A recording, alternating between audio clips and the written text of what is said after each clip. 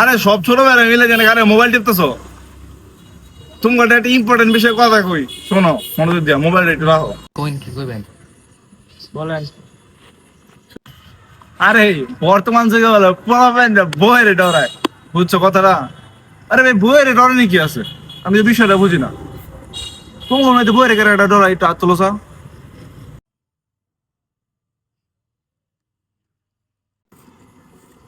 ভাতি যেন তুমি একমাত্র সাহসী যে বইয়ের ডরায় না। আরে কাকা, আমার বইয়ের না জিগে হাত তুললে আমার বই ভাই জাগাও দিত না।